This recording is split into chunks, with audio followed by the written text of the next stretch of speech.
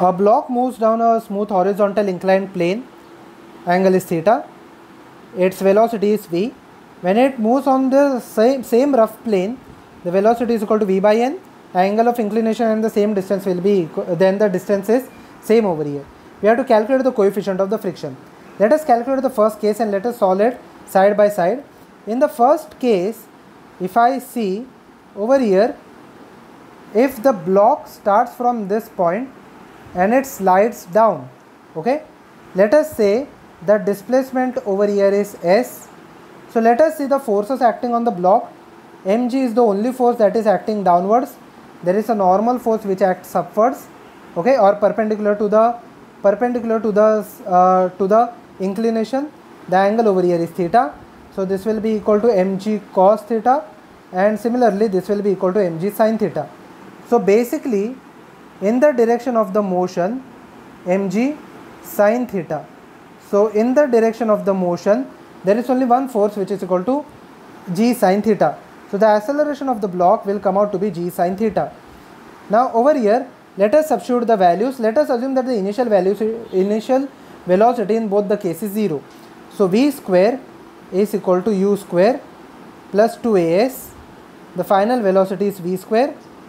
The acceleration is equal to g sin theta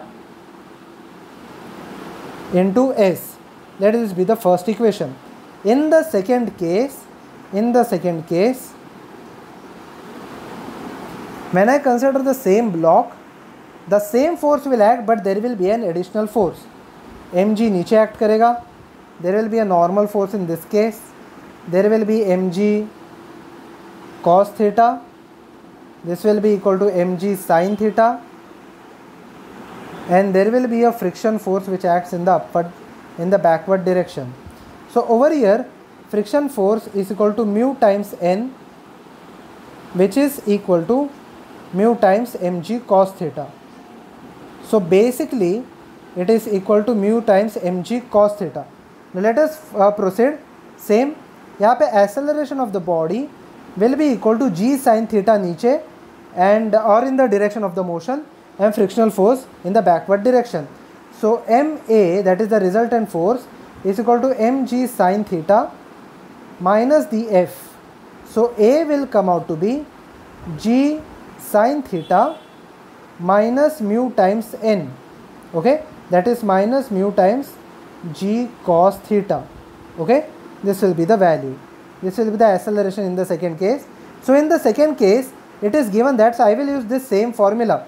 If you see, v square is equal to u square plus 2as. But final velocity, if you read the question, is given as v by n. So basically, v by n, that is v by n the whole square, will be equal to initial velocity. तो यहाँ पे भी 0 है. That is 2a into यहाँ पे a. What is the acceleration over here? g sin theta minus mu g cos theta into s. If you see over here, the s part remains same, okay, that is the displacement in both this case remains same. I will take the ratio over here. I have to calculate the value of mu, so I will take the ratio over here, or instead of 2g sin theta s, I will substitute v square, okay, or simply I will take the ratio, okay, whatever is easy over here, okay. If I take the ratio over here, directly take the ratio over here, it will be equal to, I will divide this by this, okay. So 1 by n square, v square and v square will get cancelled out over here, okay. S and s will get cancelled out over here. 2 and 2 will get cancelled out over here. If I take g common, the g will also get cancelled out, okay. So basically, what are the parts that are remaining? That is sin theta minus mu cos theta divided by sin theta. So basically, so sin theta will be on the left hand side. So sin theta divided by n square is equal to sin theta minus mu g cos theta. So basically, यहाँ पे mu cos theta will be equal to sin theta minus 1 by that is sin theta minus sin theta divided by n square. If I take sin theta common, it's the last step over here. If I take sin theta common, mu cos theta will be equal to sin theta 1 minus 1 divided by n square.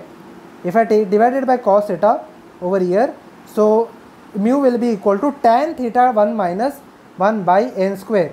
So mu is equal to tan theta 1 minus 1 by n square, which is option number A. So the mu over here will be equal to tan theta 1 divided by 1 minus n square.